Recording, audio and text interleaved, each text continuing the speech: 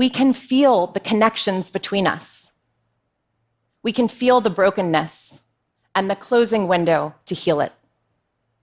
This earth, our home, is telling us that a better way of being must emerge and fast. In my experience, to have eyes wide open is to hold a broken heart every day. It's a grief that I rarely speak, though my work calls on the power of voice. I remind myself that the heart can simply break, or it can break open. A broken, open heart is awake and alive and calls for action. It is regenerative, like nature, reclaiming ruined ground, growing anew. Life moves inexorably toward more life, toward healing, toward wholeness. That's a fundamental ecological truth. And we, all of us, we are life force. On the face of it, the primary link between women, girls, and a warming world is not life, but death. Awareness is growing that climate impacts hit women and girls hardest, given existing vulnerabilities. There is greater risk of displacement, higher odds of being injured or killed during a natural disaster. Prolonged drought can precipitate early marriage as families contend with scarcity. Floods can force last resort prostitution as women struggle to make ends meet. The list goes on and goes wide. These dynamics are most acute under conditions of poverty, from New Orleans to Nairobi. Too often the story ends here, but not today. Another empowering truth begs to be seen. If we gain ground on gender equity, we also gain ground on addressing global warming.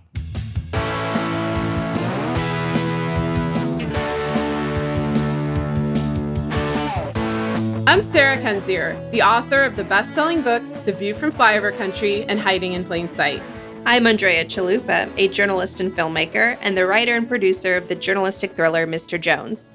And this is Gaslit Nation, a podcast covering corruption in the United States and rising autocracy around the world. And we are going to talk about the ominous horror film that we're all currently living, which is the growing crisis of climate change. It's here. It's too late to do anything to stop it, except for bracing for impact and preventing it from getting exponentially worse. I know this is a horrific topic. People don't want to confront it, but luckily, we have a brilliant guest who has written a gorgeous book, which is a meditation on the climate crisis. It's told through a diversity of incredible activists and experts who are on the front lines of confronting the climate crisis. And this book is called All We Can Save. The paperback is now available. This is a book that will absolutely heal your soul and help get you centered and grounded for this time that humanity is facing. I strongly recommend it. It's going to awaken and touch your soul in beautiful ways. And it was intended to do that because it's just so thoughtfully put together. So on the show today, as part of the Gaslit Nation Summer Reading Series, we're featuring the co-editor of All We Can Save. Her name is Dr. Katharine Wilkinson. She's an author, strategist, and teacher working to heal the planet we call home. Her books on climate include the best-selling anthology, All We Can Save, the Drawdown Review, the New York Times bestseller, Drawdown, the most comprehensive plan ever proposed to reverse global warming, and Between God and Green, which the Boston Globe dubbed a vitally important, even subversive story. Dr. Wilkinson co-founded and leads the All We Can Save project with Dr. Ayana Elizabeth Johnson, a scientist who developed the Blue New Deal. It's a Green New Deal, but for our oceans. So in support of women leading on climate. She also co-hosts the podcast A Matter of Degrees, telling stories for the climate curious with Dr. Leah Stokes. Previously, Dr. Wilkinson was the principal writer and editor-in-chief at Project Drawdown, where she led the organization's work to share climate solutions with audiences around the world. She speaks widely, including at National Geographic and the United Nations. Her TED Talk, which we featured at the start of the show, on climate and gender equality has more than 1.9 million views. A homegrown Atlantan, Dr. Wilkinson holds a doctorate in geography and environment from Oxford, where she was a Rhodes Scholar, and a BA in religion from Sewanee, where she is now a visiting professor. Formative months spent in the Southern Appalachians as a student at the Outdoor Academy shaped her path. Time magazine featured Dr. Wilkinson as one of 15 women who will save the world, and Apolitical named her one of the 100 most influential people in gender policy. You can find her on Twitter at Dr. K. Wilkinson, and the bio I just read was from her website, where you can check out her clips and books and more. Welcome to the show, Dr. Katharine Wilkinson. Andrea, thank you so much. I feel like I'm quite pink-cheeked at this point in the bio reading, so thank you for that. Yes, no, it's an honor. All right, so everybody's hearing all sorts of things on the climate crisis. Could you give us a rundown on where things currently stand? Sure. So I think one of the things that is surprising to people is that the ways in which we have already changed the atmosphere of this planet, the excess greenhouse gases that we have sent up largely through the burning of fossil fuels and industrial agriculture, means that the human species is now living in conditions that it has never experienced in the whole sweep of human history. Quite literally, we have never lived on a planet like this one. And I think sometimes that gets lost in the, what degrees warming have we had and what's the parts per million?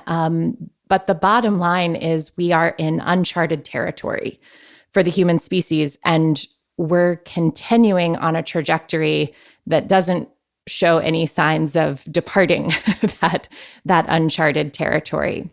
We have we're sitting at just about 1 degree Celsius of warming since the start of the Industrial Revolution. And the big question is how much further that's going to go up on the global thermometer, which has huge implications for, of course, sea level rise, for extreme weather patterns of all different stripes, for our capacity to grow food, our ability to continue living where human societies have set up as we've lived the last 10,000 years in this kind of Goldilocks period of not too hot, not too cold, just about right for thriving. So we've got a lot of change already on our doorstep. And we also have an incredible toolbox of solutions. And one of the big questions we face now is, will we move those solutions forward quickly enough and at sufficient scale to turn away from the brink and away from sort of the worst possible scenarios that we could face? So your book, All We Can Save, holds up the leadership of women who are often overlooked in the story of climate change. There are the early warning system in so many ways, as All We Can Save shows. And you are an expert in the climate crisis who also happens to be a woman. So we're going to elevate your expertise and your advice for us. So let's say all the nations of the world, all the corporations just bow down to you. And it was like, all right, Katharine Wilkinson and your whole coalition that put together All We Can Save. What is our checklist? What should this planet do in order to save ourselves? So I think at the sort of the highest level, the task is really about coming back into balance as best we can with the planet's living systems. And I say we, but I mean dominant society, global extractive capitalism, coming back into balance with a planet that is finite, while we have an economic system that has been founded on the fundamental sort of insane belief of infinity, right? That we could just keep growing and growing and growing and growing without end. I think sometimes the climate crisis is the planet's way of kind of grabbing a megaphone and saying, hey, y'all, this is not working. This was never going to work, and it's now really, really not working. And so how do we do that? How do we come back into balance. So I mentioned the kind of the toolbox of solutions, but we can think about them in some big clusters. So the first thing is that we have to stop burning fossil fuels, which means we need to be able to heat and cool buildings. We need to be able to access mobility. We need to be able to manufacture the things that we need, all without relying on coal or gas or oil. And there's a whole bunch of different technologies and practices that can help us get there, including also just better design of spaces and places and cities. What we eat and how we grow it is a big piece of the puzzle. So I mentioned industrial agriculture. It is right up there with fossil fuels in terms of the damage that it has caused. And so we need to be migrating, particularly in parts of the world like ours, where people consume enormous amounts of animal protein. There's enormous amounts of unnecessary food waste. Shifting those things, but also growing our food in ways that is regenerative to the soil, which when soil is healthy, it's actually an incredible storehouse of carbon. We need to be protecting and restoring ecosystems, which help in so many ways, including being really critical parts of the carbon cycle.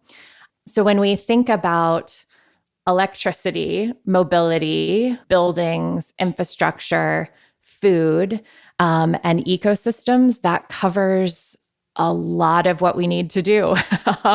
And that's obviously not a simple recipe. And for folks who are keen to dig deeper in that, in a prior life, I was at, Andrea, as you mentioned, Project Drawdown. And the Drawdown Review is an amazing free resource that we published last year. And it's available in English and French and Spanish at drawdown.org. And it's a really great kind of overview of what the sources of the climate problem are and what the solutions look like globally. This Gaslit Nation episode is sponsored by Ground News. The media landscape is fundamentally broken. The press is financially incentivized to push divisive content to generate clicks. Social media further divides people into information silos, fanning the flames of polarization. This is one of the biggest issues of our time. Ground News is working to solve it. Ground News is a news comparison app designed to rebuild a shared sense of reality. Founded by a former NASA engineer, the app shows readers how a single story is being covered across the political spectrum, giving you more context and a comprehensive view of the issue.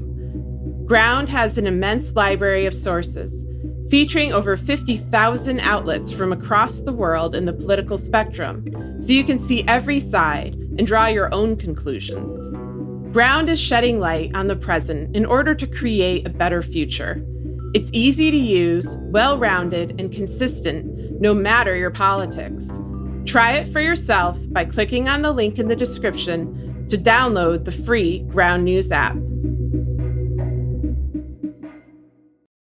In terms of where we are in this current moment of time, all of these claims that corporations are making that all vehicles are going to be electric by 2035, for some reason, the year 2035 is a year that conventional wisdom, which, the powers that be are most comfortable, 2035.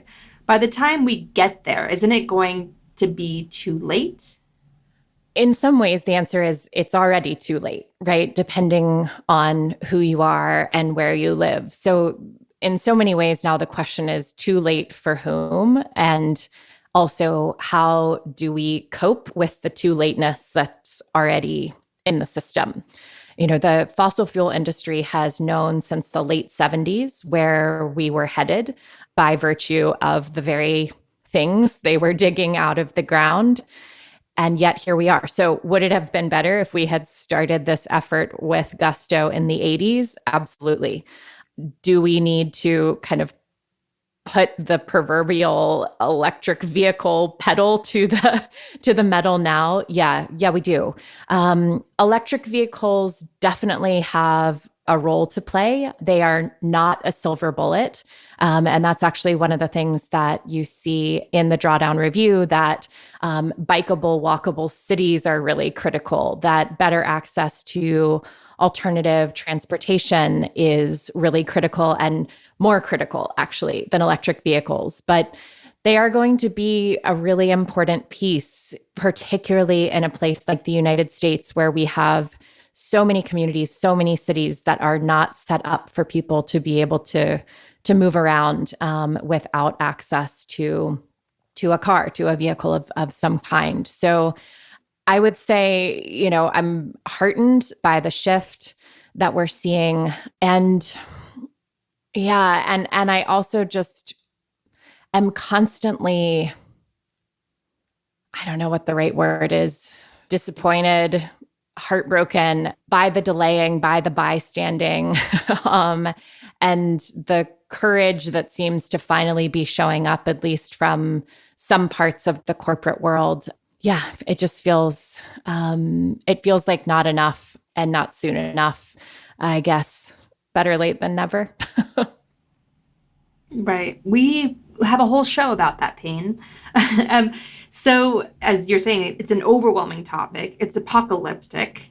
Climate news is always ominous. Everything seems to be getting worse. The planet seems to be heating faster, accelerating the crisis. What advice do you have for people who don't have the emotional energy to confront the climate emergency?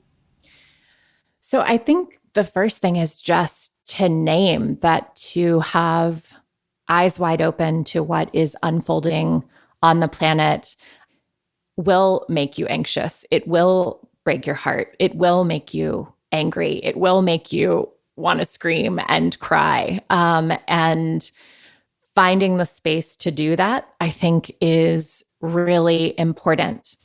Audre Lorde wrote about our feelings as our most powerful sources of knowledge. And I think they can also be incredibly potent fuel for action if we actually let ourselves go there, right? And kind of don't keep a lid on it. So whether that is having, friends or people who also get it, who can hold that space with you, whether it is a climate aware therapist, whether it is an all we can save reading circle, whatever the case may be, finding that space to express and have support, I think is really important, kind of surrendering so that we can rise back into the work. And I think especially for folks like me who are white, recognizing that this is perhaps the first kind of truly global existential threat, but it is certainly not the first existential threat. And for many people, this is kind of one more layer of anxiety, of fear, of rage that is layering on top of or interweaving with other pieces of oppression and injustice and their own experiences in their lives. So I think that's just really important to note as well. Sarah Jacket Ray is a scholar and looks at climate anxiety and other kind of psychological dimensions of this. And she just recently wrote a really striking and important piece about the whiteness of climate anxiety and ensuring that that anxiety doesn't translate into kind of fascist impulses is going to be a really important piece of the work as well. Tell us about your anthology, All We Can Save. How did that come about? Sure.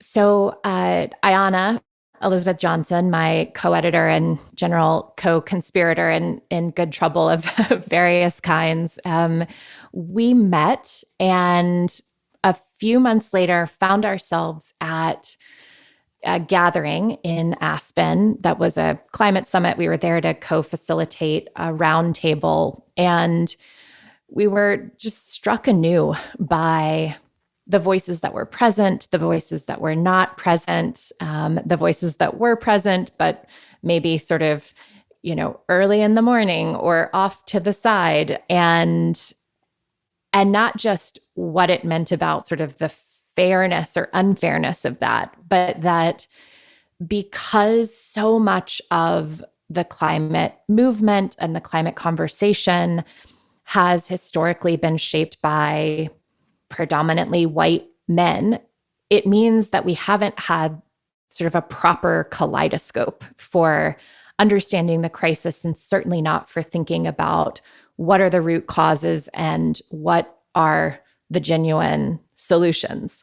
And so we skipped out on an afternoon session and we went on what we've come to call a rage hike along the Roaring Fork River in Aspen. And I'd sort of had a notion of an anthology simmering, and we talked about it and felt like, as two recovering academics and word nerds, that this could be a contribution that we could help to bring to life. And there's so much more that needs doing. There's so much more that is being done, but this could be kind of one intercession into that imbalance in terms of, if not climate leadership itself, at least the climate leadership that is visible and so often the recipient of microphones and dollars and all the rest of those things that you need to have influence and be able to make change. And we jumped on it pretty quickly. And we were so lucky to get to do this book with the incredible imprint One World, which is led by Chris Jackson. And 9 months from kicking off curation to publication, All We Can Save was born. And the title takes its inspiration from a poem by Adrienne Rich called Natural Resources. And the last stanza of the poem says, "My heart is moved by all I cannot save. So much has been destroyed. I have to cast my lot with those who age after age perversely, with no extraordinary power, reconstitute the world." And our hearts are also moved by all we cannot save at this point, right? The ice that's already been melted, the communities that have already been lost to more intense storms, the farmers who have already lost their livelihoods because of drought and other changing weather patterns, and on and on. But our hearts are also moved by all that we still can save if we think about building the biggest, strongest we possible. And we think that we has to be centered in the work and wisdom of women in a way that it has not been to date. And why is that important? So one of the contributors to the anthology, Sherry Mitchell, is just an incredible author, teacher, Indigenous leader, attorney, who has taught me a lot about this and about the ways in which we have this interplay between the masculine and the feminine, which of course exists within all of us, regardless of our gender identity. But the teachings that have been passed down to her are that the feminine is the holder of heart-based wisdom, and the masculine is the energy of sort of taking action in the world. And when you think about like what has gone sideways with the climate crisis, a whole lot of action in the world in the absence of heart-based wisdom, I think pretty well sums it up. This kind of extract, aggregate, consume, that has lost a sense of balance and what is enough. So I think that is one piece of it about sort of righting that imbalance in the world. I also think it is about bringing a certain kind of humanness to this topic that has often been reduced to simply a matter of science and technology and policy. And it absolutely is those things. But at the end of the day, it is really a question about what it means to be human on this planet and what our responsibility is to this earth that we call home and to one another and all of the beings who share it. And that has often, I think, been kind of kicked to the side as like, well, that sounds nice. You know, that's sort of a nice extra kind of feel good sort of conversation, as opposed to being actually the heart of the matter that then gets translated into the ways in which we move in the world and build things in the world. So I think it's about coming back to those critical dimensions of compassion, care, connection, creativity, community, and a really fierce commitment to justice. Because not only is climate change an incredible injustice in the present and an incredible intergenerational and interspecies injustice, but it is also an opportunity to try to embed justice in the way that we solve the crisis, right? Electric vehicles rolling out doesn't tell us anything about whether the future is going to be more livable and more just for more people in more places. It simply says we might cut down the tap of emissions a little bit, and that doesn't actually set us up for a thriving and resilient future. What's really interesting in the book, All We Can Save, is how you hear from Indigenous leaders sharing this philosophy and prophecy on how all is connected. We're all connected. All living things are connected. And then you have people, women in the hard sciences, writing essays backing up Indigenous principles by saying, yes, the science has shown us that in forestry, for instance, trees build community. And in those communities of trees, you have certain trees that arise as like the grandfather, grandmother tree that helps the caretaker trees that helps the community flourish and kind of is networked in such a way that it keeps an eye on the larger community and helping it grow. And that was the prevailing belief in forestry for a very long time until the post-war period when we had this military-industrial complex take over. And we entered the nuclear race and everything became so individualistic. And it became totally taboo, in part because of the Cold War and because of this hyper-capitalism that America was entering into, to promote any ideas that were communistic, about community and the collective good, like being a hippie, being a peacenik, being a red, essentially, like and being a target of McCarthyism and the government at the time. And so then forestry got overtaken by this new perverted narrative of trees being in competition with each other and predatory. And it was very much like the American white patriarchy took over and projected its own worldview onto nature and its understanding of nature, certainly in the forestry example, as seen in your book. We're now forced to confront that and get back to that and understand that there is this inherent wisdom that's been long neglected in Indigenous leadership and principles. We need to get back to that because the hard sciences back it up.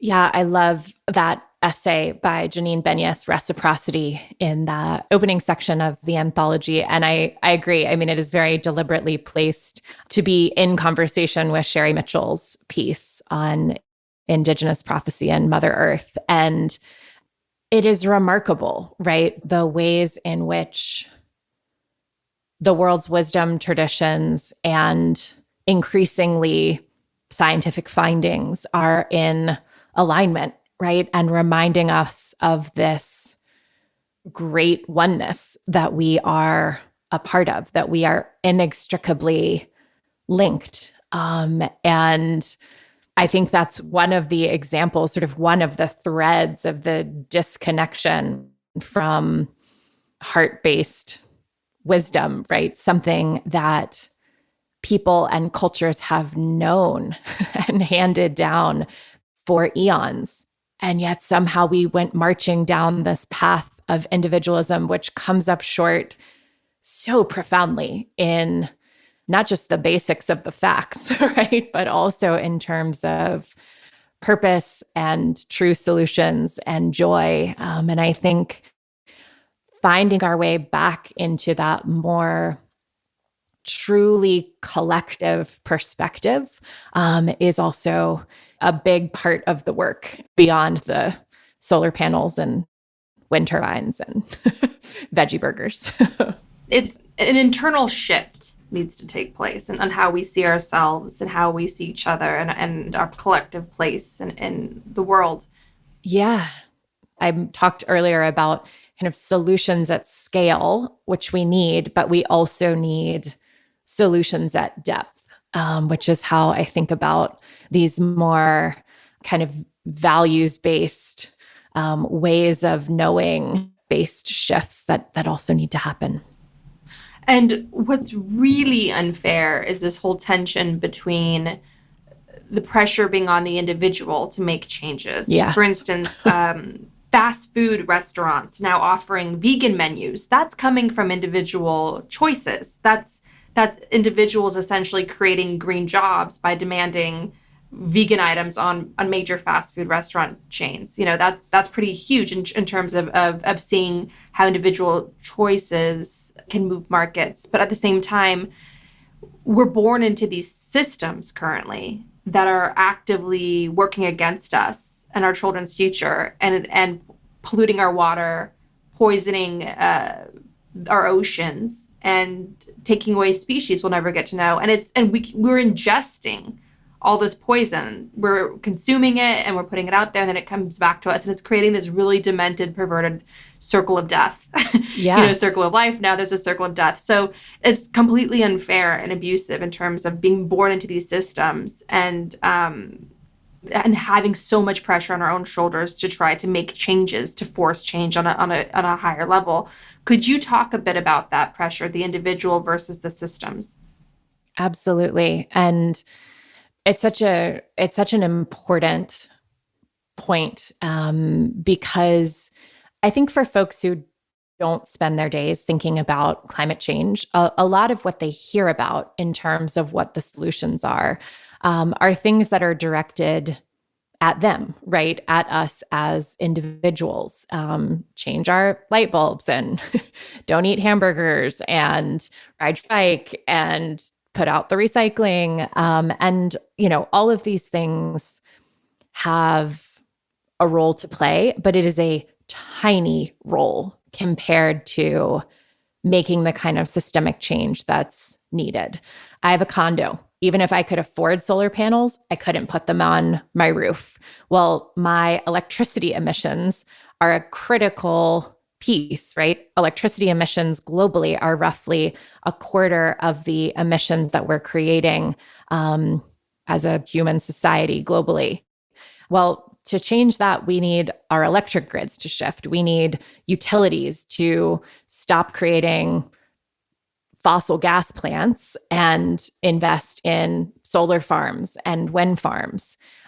We need cities to design themselves differently, right? So that we can move about without being so reliant on cars. Like so many of the choices that even if we wanted to make them, we couldn't make them because they are actually outside of our control. And there have been really deliberate efforts to put the onus on individuals. The whole concept of a carbon footprint became so popular because BP funded a huge campaign to make it so, right? Why would they do that? Because it's incredibly helpful if we're all feeling like we're the problem, right? If we're stuck in guilt and shame rather than linking arms and thinking about how powerful we can be as collectives. Shame is incredibly disempowering. And it also puts people in the place of thinking that, well, maybe the solutions are actually worse than the problem. And so even if we are sort of awake to the climate crisis, we may be less inclined to engage in moving solutions forward. So I think reframing the conversation as largely about power, right? And not power in the sense of electricity or energy more broadly, but power in terms of who is making the calls about how our society is structured and who is making the calls about pushing back on the solutions that are already proven, that already exist, that can not just reduce emissions, but improve public health and create good jobs, because we have these incredibly entrenched interests that are serving a very small few. And so if we are not thinking about the climate crisis as a fundamentally collective challenge requiring deep systemic change, then we just will never get where we need to go. Yeah, no, without question. And it seems like even there's just not that many companies, like around 100 or so, I believe, that are responsible for the crisis in the first place, right? Yeah, it's 100 companies that are responsible for 71% of global emissions since 1988, which you just think about, just the number of people that have served on the boards of directors of those companies since 1988. And you get a sense of actually what a small cadre of people we're talking about. And we're in this moment of incredible tension where, okay, we're finally seeing banks make net zero commitments about their own emissions from their own operations, but they're still financing new fossil fuel infrastructure, right? And these are the kinds of tensions that somehow still make sense in the kind of status quo power structures, that out one side of your mouth, you can say, we're committed to being climate positive, and out the other side, you can be a law firm that is doing the litigation bidding of Exxon. And this is just the cognitive dissonance of this moment is either so profound or it's just utter BS. And I'm not sure which one it is. It's just the gaslighting for blood money. It's just the same old. We talk a lot on this show because we're first and foremost a show about the threat of authoritarianism in the U.S. and around the world, and a lot of the dictatorships that are causing a lot of problems around the world today are gas station dictatorships. Yeah. And it's sort of like the sooner we can come to like a post-oil planet, Russia's going to have to evolve in a very big way and stop holding the mind of its people hostage, because they need to come up with new solutions, new markets, new ways to live sustainably in a post-oil world. So for us, this has such major repercussions across so many levels. It's almost like a silver bullet. If you focused on the climate crisis, you could confront, like you said earlier, issues of gender equity and racial inequality, because those are some of the most vulnerable people to the climate crisis, and like authoritarianism. Yeah. You could confront those regimes like Saudi Arabia and others. And so for us, it's really inspiring to talk to you, feature you on the show, and to tell everybody like your book that with Ayana is All We Can Save is the place to start, because it's a meditation. It's something like, it's like an intellectual ayahuasca trip where you hold our hand going down this rabbit hole of the meaning of existence, and in such a profound way. I've never seen anybody handle the climate crisis this way. And for me, it's definitely what I needed to reignite my own passion for where we are. Because I think Sarah and I have been feeling like this trauma that we've all gone through with the pandemic and the threat of fascism under Trump, and then the violent coup attempt, and all the gaslighting that has come with it. And so it's very hard to stay centered and to find your ground and to stake your claim in this world, and build a world that you want to live in, and preserve a world for your children so they can grow up safe and not have to risk their lives by speaking their truth. And so I think your book was very much a reset for me in terms of getting in touch with my soul again, and just feeling that greater connection to all things.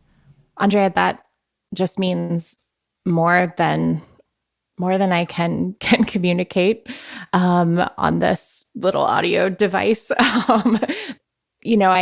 In so many ways, and I don't want this to sound too like hippy dippy, but I think that the spirit of the earth, Gaia, whatever you want to call it, is finding cracks in the system to share a different story, a different truth. And I think that the pieces of art in this book by Madeline Jubilee Saito, the poems, the essays, the interstitial quotes, in so many ways, I think of each of them kind of as a crack in the system that is letting some of that truth break through. And I hope that it lands for so many more people the way that it did for you, as not shying away from the truth, but sharing it in a way that feels grounding rather than something that makes you want to put your head in the sand. I think because we are so connected with the planet's living systems, of course we feel this, right? Of course we feel how much pain is unfolding on the planet, and that's not a bad thing. It's a good thing. Not that I wish pain on anyone, but if we couldn't feel it, that's actually what's scary, right? That speaks to this sort of such profound disconnection. And this is also part of why it's not just a book of essays. It is a book of poetry as well, because we need space to breathe and to feel. The kind of inundation of facts, which is often the primary kind of encounter people have with climate communication, is a really hard place to be without, I think, that space to be still and to breathe, and to know that we're not alone. Yeah, no, absolutely. And I think in terms of history, your book introduces a lot of interesting history. Tell us about the scientist Eunice Newton Foote, and why does she matter? Yeah, I love this story, and this story makes my blood boil. So Eunice Newton Foote was, as far as we know, the first woman in climate science. And she's a name that I had never heard of, despite studying this topic starting in high school, until just a few years ago, because she had largely been written out of the history books. In 1856, she published a paper about some research that she had done.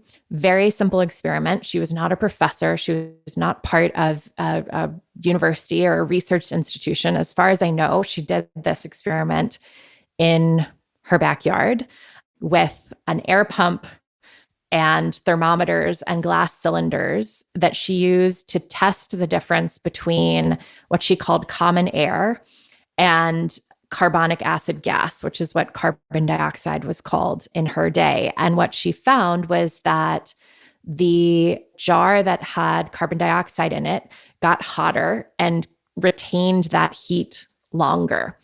And she kind of theorized on the basis of this experiment that an atmosphere with more carbon dioxide in it would result in a hotter planet. This was 1856. And she published that research. About 3 years later, the Irish physicist John Tyndall, who was a university professor and kind of had all of the resources that come with that, did kind of a more sophisticated set of experiments on this same topic. And it's his work that is credited as the foundation of climate science. I did my graduate work, my PhD at Oxford, and there's a Tyndall Research Center. We don't even have a photograph of Eunice Newton Foote.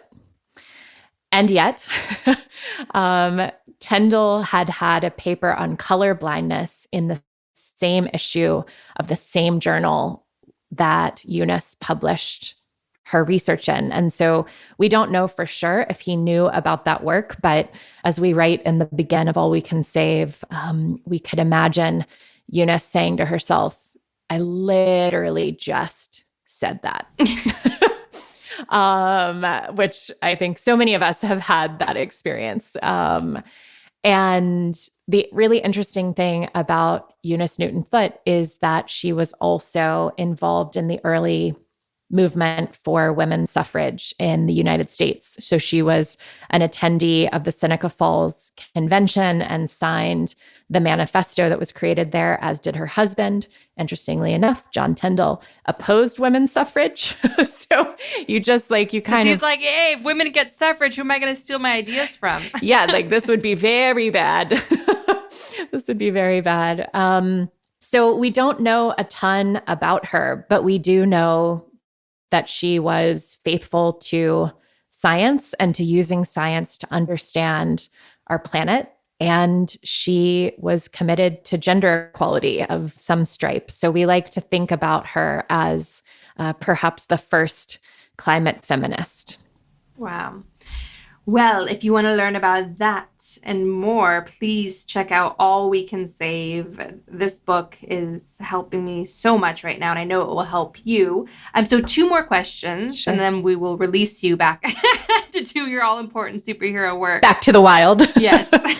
And so what advice do you have for people living in rural areas, especially people stuck in what we call voter suppression hostage states, quote unquote red states, where their government's actively working to poison them through climate crisis denial? What advice do you have for rural-based folks on addressing this issue, what power they have in their hands to help make a difference? Sure. Well, I'll say this as a lifelong Georgian. So I feel like I was living in one such hostage state until very recently, obviously. Looking forward to hopefully a shift in terms of our governorship in our next election. We will see how that goes. And so I guess, my advice is very much based on what we have experienced here, which is that organizing can make impossible things possible. And in particular, the organizing that is led by Black women. So if you've got time, give time. If you've got money, give money. But know that is the pathway. I think the other thing that is uniquely possible and exciting in rural communities, as the places where so much of our food is grown, is that there's a whole movement around conservation agriculture, regenerative agriculture. And the thing that to me is really exciting about that is it's not just about growing our food in ways that's better for the planet, but it's also a way to create more resilient food systems and thus more resilient livelihoods for farmers and for communities where a lot of what's happening is agricultural in nature. And there seem to be cool things cropping up in almost every state. So I would say maybe check out some of those. I think there's incredible power there and incredibly important work to be done. What about folks living in cities? I know there's a big effort in New York State, where I live, for buildings to go green and become more energy efficient. So that makes co-ops and condo boards, which are usually a bastion of authoritarian personalities acting out their Gestapo fantasies. But that makes suddenly co-ops and condo boards community organizing volunteer positions, because they can not only green their building, but create a powerful network effect by inspiring their friends and neighbors to live a more conscious lifestyle. So could you talk about that specifically, if you have any resources for condo co-op board folks and people living in condos generally, and just city folks in general? Like, what should we all be focusing our energy on? Sure. It's funny you asked that. One of my big victories a couple years ago was getting my HOA to do compost pickup for our whole community, which was a remarkably long battle for something that resulted in 2 small Black bins. I know, needless battle. And yeah, I mean, the thing is, a lot of the decisions being made about buildings and transportation are being made at the city level. So that means who serves on our city council really matters. Having climate champions at that level really matters. And oftentimes those are campaigns that you can get involved with and make a huge difference, right? In a way that you might just be like one tiny little minion helping on a presidential or senatorial campaign. So I think that's a big one. I think your point about condo boards and HOAs, like anywhere where there are decisions being made for more than one household, just getting that click further along is powerful. And that's where we can think about things like better insulation. And is it actually possible to have on-site solar panels, for example? We can think about cool roofs or green roofs. There are lots of these decisions that end up having a real monetary payoff for the folks who own or live in residences. So that can be a great one as well. And thinking about, the way that I've approached that is just like, all right, we are going to put a new roof on these condos. So this is a good time to bring up a conversation about that roof being a cool roof because we've got more extreme heat coming in the lifetime of this roof. So kind of thinking about the rhythms of things that are going to happen anyway, and trying to sort of nudge those solutions conversations forward there. And when you say cool roof, are you referring to a green roof? Great question. A green roof is what it sounds like. You've got at minimum some kind of, short sort of turf-like plant or maybe an entire garden. A cool roof is just shingles that have more reflective capacity so that instead of absorbing a bunch of heat and letting that soak into the top floors of a building, it's actually bouncing more of that off. So pretty simple stuff, and yet makes a big difference. Wow. Well, all the solutions you outlined today, and including the stories and the art in your book, All We Can Save, all together make a very big difference. And I thank you for all your work.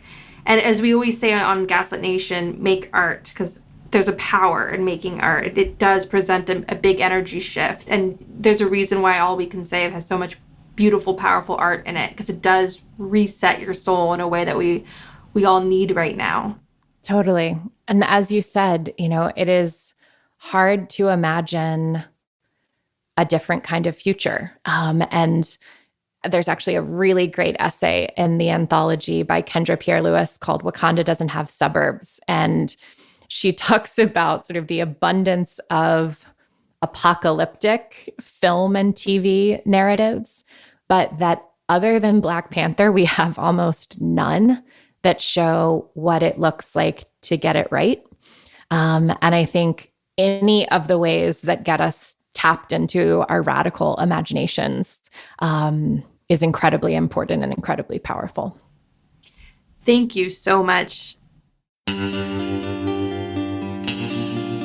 Gaslit Nation would like to thank our supporters at the producer level and higher on Patreon. If you recently joined at this level and do not hear your name, look out for it starting mid-August when we're back with our regular episodes following our summer series. And we'll be sure to give you extra time in the credits for waiting. Thank you so much.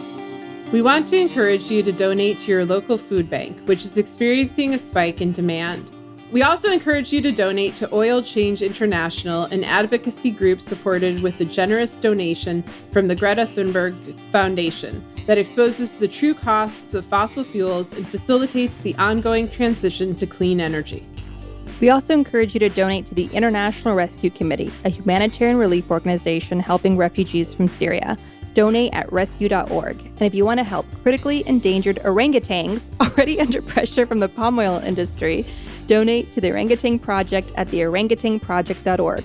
And if you want to confirm the fact that orangutan is pronounced correctly, go to the Merriam-Webster Dictionary. Gaslit Nation is produced by Sarah Kenzie and Andrea Chalupa. If you like what we do, leave us a review on iTunes. It helps us reach more listeners. And check out our Patreon. It keeps us going. And you can also subscribe to us on YouTube. Our production managers are Nicholas Torres and Carlin Daigle. Our episodes are edited by Nicholas Torres, and our Patreon exclusive content is edited by Carlin Daigle. Original music in Gaslit Nation is produced by David Whitehead, Martin Vissenberg, Nick Farr, Damian Arriaga, and Carlin Daigle. Our logo design was donated to us by Hamish Smith of the New York-based firm Order. Thank you so much, Hamish. Gaslit Nation would like to thank our supporters at the producer level on Patreon and higher. Megan McNerney, Sean Rubin, Ton S. Pearlstein, Pat, Kenny Main, John Schoenthaler, Frank Jaquette, Ellen McGirt, Joel Ferran, Larry Gasson, Erica Moore, Karen A. Deal, Nico Phillips, Brian E. Castor, Lex Reed, Andrea Scalzo, Melissa Howland, Jordan Sanders, Ann Bertino, Rachel Winder, T.R. Dunstan, John Millett, Chris Ash, David East, Shannon Nacy, Ida, Chris Fellow, Dodie Pop, Kristen Bredimus, Ben Wheaton, Joseph Mara Jr., Rich Holcomb, Thomas Scheibe, Kelsey Malsom, Julie Matthews, Meganopolis, Mark, Matthew Womack, Sean Berg, Kristen Custer, Tracy Ash, Benjamin Galuza, Kai Gillis, Sharon Hattrick, Irv Robinson, Keith Gottschalk, William Barry Reeves, Richard Smith, Emmy, Kevin Gannon, Sandra Collins, Katie Masuris, John Laughlin, Jeff Thompson, James D. Leonard, Evan Rosemore, Leo Chalupa, Carol Gulstad, Michael Woldridge, Crimer, no criming, the best, Jason Benke, Joe Darcy, Ann Marshall, Jeremy Lewis, Trygve, Christine M., D.L. Singfield, Nicole Spear, Brian Tajudin, Christy Vitale, Maureen Murphy, Michelle Dash, Jans Alstrup Rasmussen, Dorothy Kamarick, Victoria Olson, Alabama, ZW, Lisa LaFlame, Jason Bainbridge, Catherine Anderson Karina, Sarah Gray, Mike Tripico, Diana Gallagher, John Ripley, Ethan Mann, Jennifer Slavic, Piet Yitzma, David Porter, Kate Cotton, Kim Mellon, Leah Campbell, Lynn Schneider, Jared Lombardo, Karen Humphreys, Giles Bucket, Irina Guardia, Eric Kaplan, Sonia Bogdanovich, and Tanya Chalupa. Thank you all for your support of the show. We could not make Gaslit Nation without you.